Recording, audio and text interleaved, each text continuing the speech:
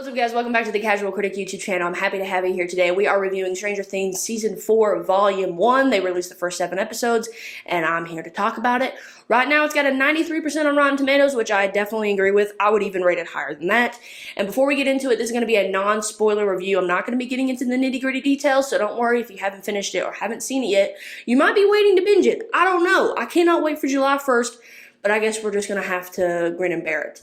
So typically in the beginning of the videos, whatever I'm reviewing, I get into the premise, but I don't want to say anything too crazy. We just know how the 3rd season ended with Elle, Will, Joyce, and Jonathan going to California.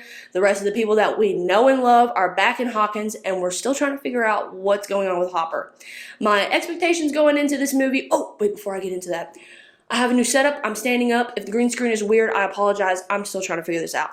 Now, my expectations going into this season was I was a little scared. I'm going to be honest. I feel like the longer great shows go on, the more potential they have to really screw things up.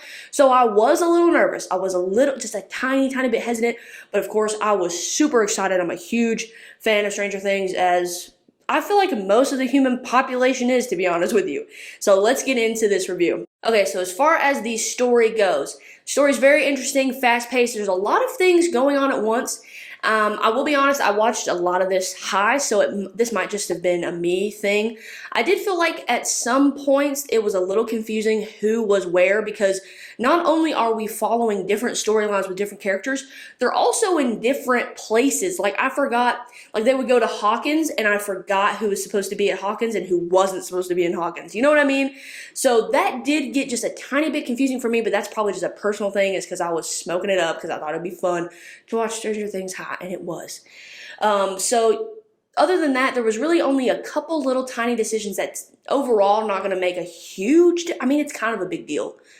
I don't want to say a spoiler. I'll just say there's a certain relationship between two people that I love. And I feel like it's kind of like something's going on with the relationship. It's not as great as it could be. And I feel like it's a little random. Like, I don't understand really why this is happening. So, I mean, it's not a bad storytelling decision. It's just something personally that I don't like happening, but that's okay. Not everything that happens is going to be something that I like, and that's okay. I will get through it. But other than that, the story is very, very good. Even though it does get a little bit confusing, I feel like they do tell it in a good way, just from all these people being spread out and doing their own shit. Just a lot of shit is going down, but I like that. I like a big chunky show.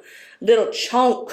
You gotta bite down on it because it's a lot to handle, and I like that. As far as the directing goes, the directing has always been very good. I thought I liked their style. I like their nostalgic style. I feel like they're moving a little bit away from that, just a tiny bit, but I still really enjoyed it. It's a beautiful show. The only thing that I didn't like as far as how it looked was the CGI. I think a lot of us will agree who've seen it that the CGI in some places is not the best, okay? And I also feel like it doesn't look bad, but I feel like the upside down just looks different. Like, I don't know. And it could have just been me being high. I don't know. So just take that with what you will. But I just feel like it looks different. I don't know. But I do want to say something about the story that I forgot to say. I feel like this is the scariest season of Stranger Things, honestly, which is surprising because, you know, we're 4 seasons deep and the other seasons are so great. I feel like this is the scariest one, and I appreciate that. This really is taking it a step further, and I like that. But like I was saying, as far as the directing, it's great. I mean, you can't really dog it that much. I just feel like the upside down looks weird, and the CGI could be a lot better. That's the only problems I have with the directing. Like the directing in this show, the writing has always been good throughout the whole thing. I can't just say the show is perfect. I really enjoyed the show, and I know it seems like I might be nitpicking, but I can't just say the show is perfect, and that's the whole video. So I'm really getting into the nitty-gritty details here of what I liked and what I didn't. So as far as the writing goes, I think it's very emotional, very much tugs at the heartstrings, which is great. I love that. They do this thing, though. They have, like, this writing technique, I guess is what you'd call it. I don't know. But they'll have, like, this character giving a monologue or a speech, and then they'll end it with, like, a little one-liner. And it's supposed to be, like, dramatic, and it is, and it's well acted. I'm not saying that. But they do that, like, a lot through the season. And I just feel like it might lose a little bit of its effect, you know, a little bit of its drama effect. But it's well written, you know what I mean? Like, it doesn't sound bad. It's just like, I noticed it throughout the season of like, oh, this character is kind of doing that monologue thing, and then they end on that like one-liner that's like, and And it just happens a lot. And like I said, well written. I just feel like they might be overusing that technique just a little bit.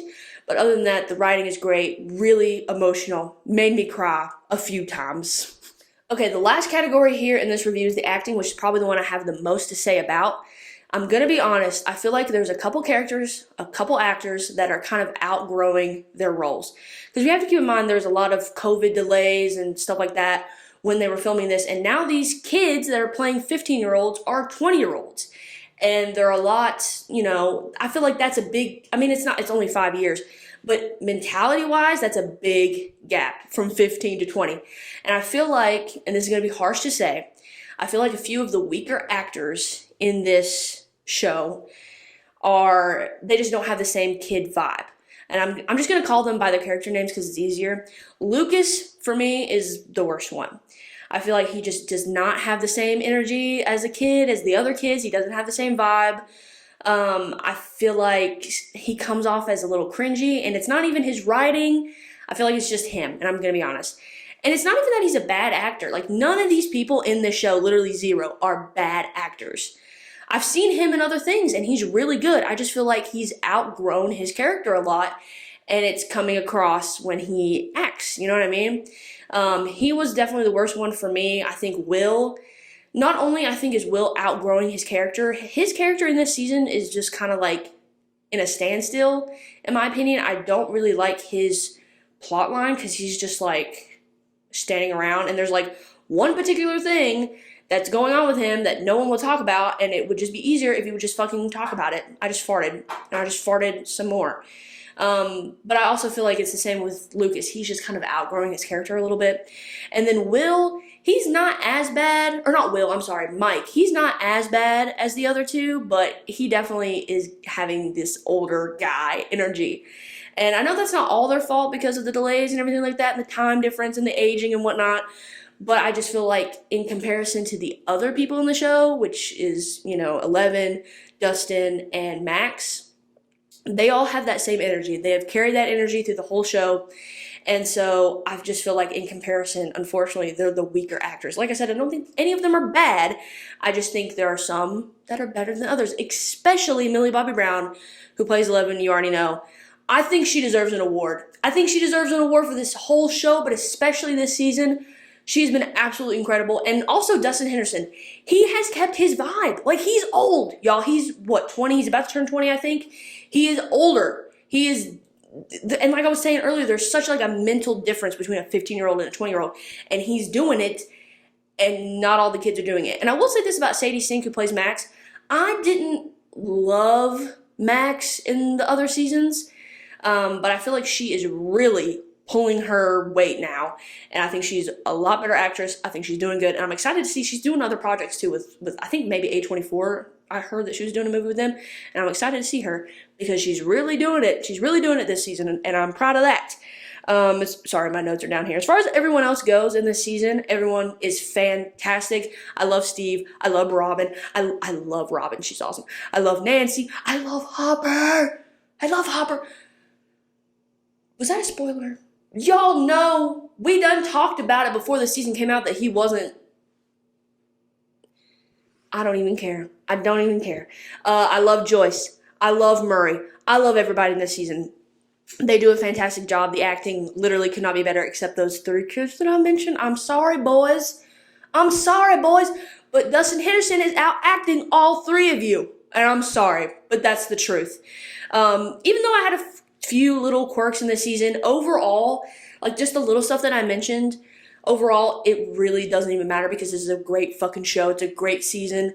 I want to say this is maybe my favorite season of Stranger Things, which I did not expect going in because season 1 is so amazing and holds a special place in my heart. I've watched the first season like 3 times, okay? I love it.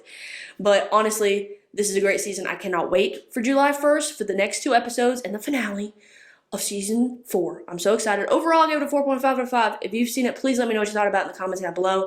In the description box, you'll find my Twitter, TikTok, and Instagram. Be sure to follow me on all those social media platforms. And be sure to subscribe to this YouTube channel. It would help me out a lot. And give this video a thumbs up. I'll see you guys in the next video. Peace.